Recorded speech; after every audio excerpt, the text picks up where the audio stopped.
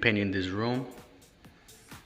And I'm just gonna pretty much show you our process and what paint we use and exactly what we're doing. So right now, I already did the edge on the ceiling, and I made sure that I went over to the walls a little bit, so whenever it comes time to paint the walls, I can make a straight line, or as straight as possible. So right now we're painting the ceiling, and we're using ultra pure white, caulking every single casing and anywhere that we see any cracks. But the walls look pretty good and the ceiling looked pretty good, so I didn't need to caulk those, but definitely around the doors so we can leave a straighter line.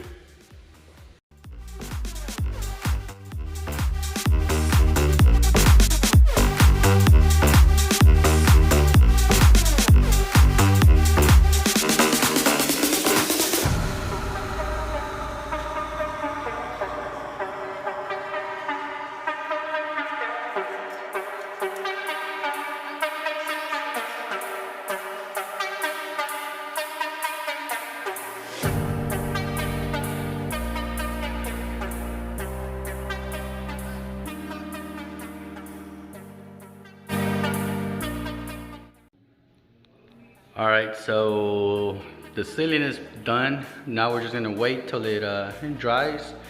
But it looks like it only needs one coat. At least with that paint, it covered pretty well. So now we're just gonna wait for it to dry before we start doing the edge on the walls where it meets the ceiling. So right now I'm just gonna caulk the frames, and that should be pretty much. We'll let it dry, so then we can come back and paint the walls. So one thing I do want to mention is that usually when you get sample paints and you're going to paint them on a wall, sometimes this will give you a little bit of an issue if it's a different sheen, because the extra glossiness of it will still kind of shine through even if you prime it. So that sometimes gives you an issue. So I would recommend, if you're gonna be doing sample paints on a wall, to do them on a wall that is not gonna be very visible or exposed to a lot of light. So me personally, I wouldn't have done it in this big wall because the light's coming in and it's shining in there. So I would have done it in that, even though it's darker, or there's less light there, but it'll be less noticeable for after the paint. So just a little tip for whoever's gonna be doing some sample paints on the walls. And so we're back here, and I'm gonna do a second coat on the ceiling because I can see some lines like right next to the fan light. There's looks to be a line there, and kind of there a little bit. So I'm gonna do a second coat, but first coat I did it going front to back, so this time I'm gonna go from side to side. That way it'll probably eliminate most of the lines. Well, it should eliminate them. So yeah, I'm gonna do a second coat. All right, everyone, so we're getting ready to paint the walls, and I already got my drop cloths on the floor on 2 walls. I'm just gonna be doing a wall at a time.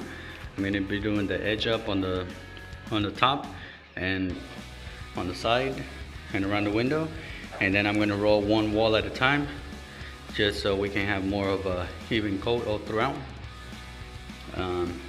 And the paint we're going to be using is Navajo white from Home Depot. The color is Navajo white, and it's a bare eggshell paint, and this is the color. So I'm going to go ahead and start painting this.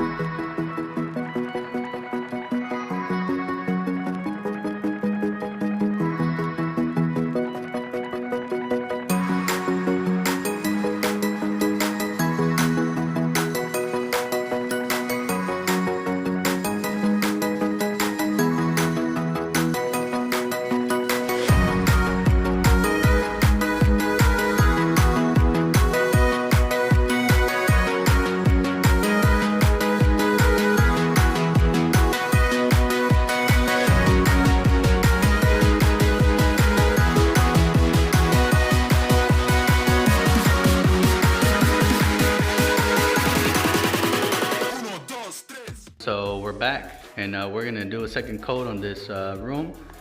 As you can see around the edge, we need to do another coat because old green paint is coming through. And then you can kind of see it in the walls. Wherever the texture is real sharp, the paint just kind of sips away from it. And so we're gonna have to definitely do a second coat on these walls. So let's get to it.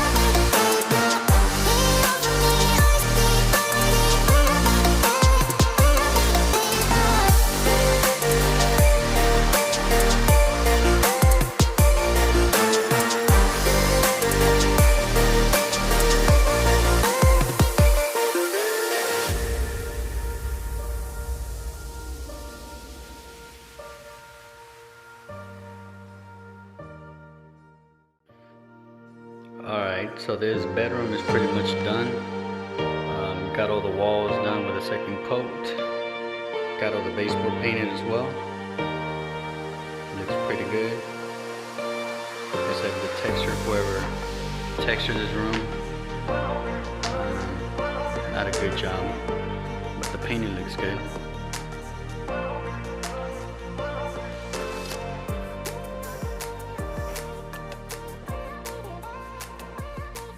So that's pretty much it. See you on the next one.